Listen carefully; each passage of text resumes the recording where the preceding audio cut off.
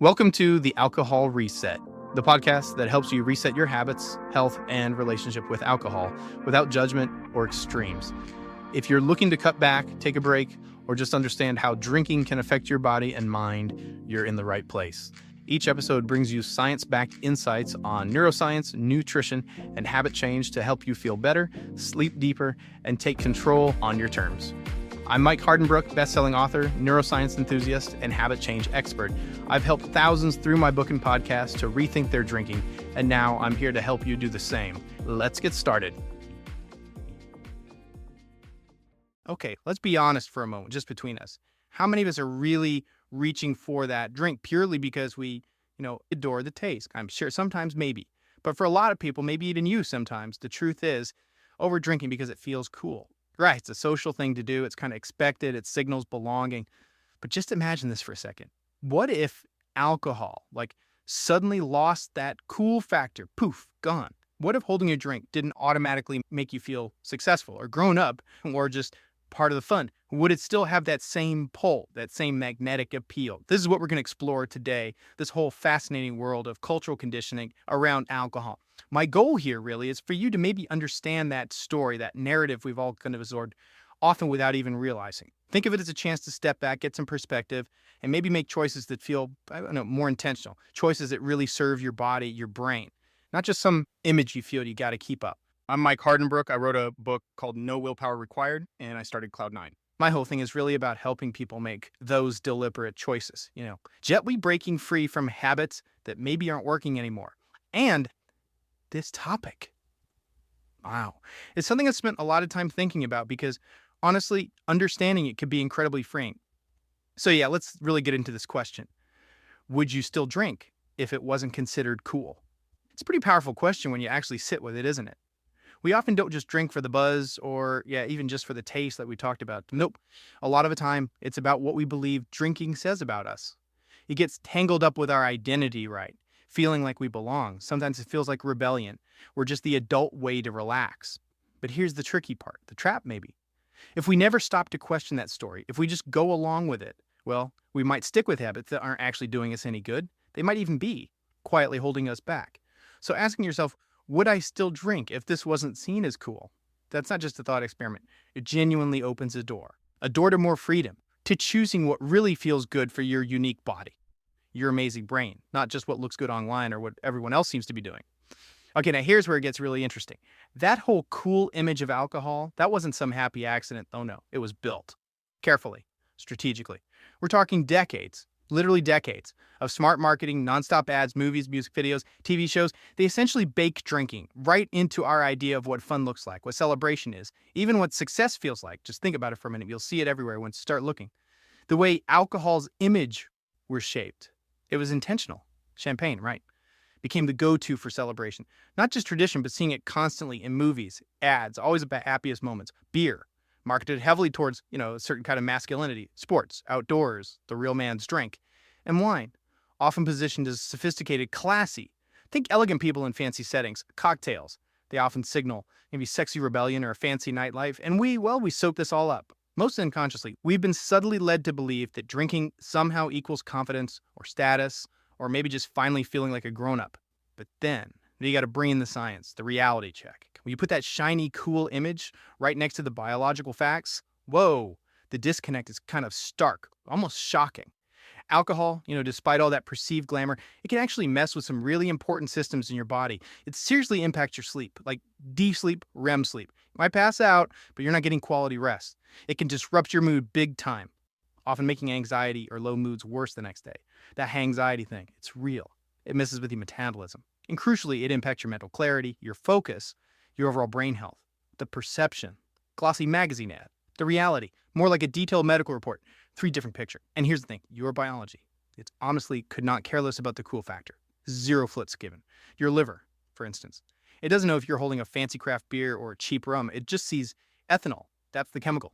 And that ethanol gets processed into something called acetaldehyde, which toxicology studies show is actually way more toxic to your cells than the alcohol itself. Major contributor to hangovers, cell damage, and your nervous system. Doesn't care if you're sipping mimosas at a fancy brunch or doing tequila shots at a live club, it's still getting the same chemical interference, same disruption. Alcohol hits your GABA receptors, right? Makes you feel calm initially. But then your brain tries to compensate, leading to this rebound effect, hyperexcitability, as the alcohol wears off. That's often why you feel more anxious or sleep terribly later. So yeah, drinking to fit in might feel socially smart in the moment, totally get that. But the biological cost, it's exactly the same, no matter the context, no matter the brand, no matter the perceived status. That's really key to grasp. Which brings us right to what I sometimes call the identity trap. How often do you hear it? Or maybe even say it yourself. Oh, I'm a red wine person, or he's definitely a whiskey guy. These labels, they often become more than just a drink preference, okay? They get woven into how we see ourselves, part of our personality. And honestly, those identities can be really tough to let go of. But here's the challenge, the important question. What happens when your body is just done? Done with that identity, even if your ego, your mind, isn't quite ready. When you feel the negative effects, the bad sleep, the low energy, the mood swings, but you still feel like you're that wine person or whiskey guy. That internal tug of war, it can be exhausting. But here's the other side of it, the really liberating part.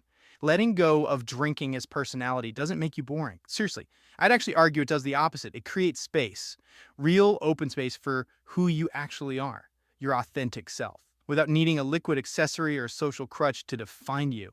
It's about discovering all the interesting, complex parts of you without needing that drink label attached. Just being you, unapologetically. Okay, so it's all might resonate, but the big question is, what can we actually do about it? How do we start to, gently break that cycle, that image behavior loop? Here are a few practical things you can try, maybe starting today. First up, self-reflection. Real, honest self-reflection. Ask yourself, would I still be doing this if nobody else was watching?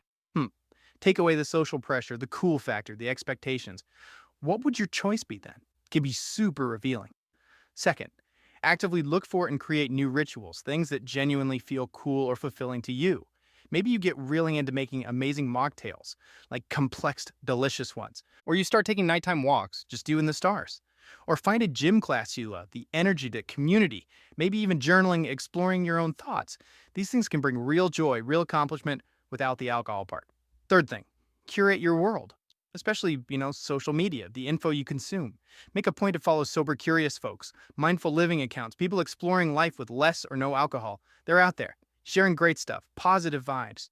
Doing this helps you consciously, unlearn those old stories about alcohol being essential for fun or connection. It's like reprogramming. And finally, redefine what fun actually means for you. Shift the focus from that immediate escape, that quick buzz, to what genuinely makes you feel energized, happy, and good the next day. Real fun, the kind that lasts, should leave you feeling better, more alive, and not drained or regretful. Now look, I get it. Stepping back from drinking, or even just changing how you approach it, it can bring up stuff. That FOMO feeling, fear of missing out, is real. Social anxiety might pop up. Totally normal feelings. You're definitely not alone in that. But it's worth knowing there are things that can support your nervous system through this. L-theanine, for instance. It's an amino acid found in green tea. It can help calm social nerves without making you sleepy or foggy. Good for staying present. Also, a good vitamin B complex. Super important. B vitamins help with mood, energy, nervous system balance. It's actually helpful if alcohol was maybe your go-to stress reliever, because alcohol can deplete those B vitamins. Just want to be clear though, these aren't magic pills, right? They don't fix everything, but they were supportive tools for your nervous system, helping give your body what it needs to feel more balanced, especially when it's adjusting. When all said and done, please remember that you're not weak for wanting to fit in. You're not weak for being influenced by what seems cool. You're just human. Those drives are powerful. But that cool factor around alcohol, that is mostly just really clever branding. It's marketing genius, it's not biology. You absolutely do not need a drink in your hand to be interesting or competent or fun. You already are all those things, exactly as you are right now. So maybe as you go about your week, just mull this over. How much is your life, your choices, are shaped by what you've been told is cool? And how much is shaped by what truly deeply makes you feel alive, authentic, genuinely well? Just something to think about. Or you start taking nighttime walks, just you and the stars, That's a wrap for today's episode. If you got something out of this, do me a quick favor, leave a rating and review on whatever podcast platform you're listening on. It helps keep the show going and would mean the world to me. Got ideas, comments, or questions? Shoot me an email at mike@trycloud9.com. I'd love to hear from you. And if you're looking for extra support, check out Cloud9, makers of Daily Restore, a once-a-day supplement to support your body from alcohol's effects, and Rise and Unwind AM/PM, a 24-hour combo to curb cravings, balance mood, and improve sleep when taking a break. Go to trycloud9.com and use the code PODCAST to save 15% on your next order. Thanks for listening, and I'll catch you next time.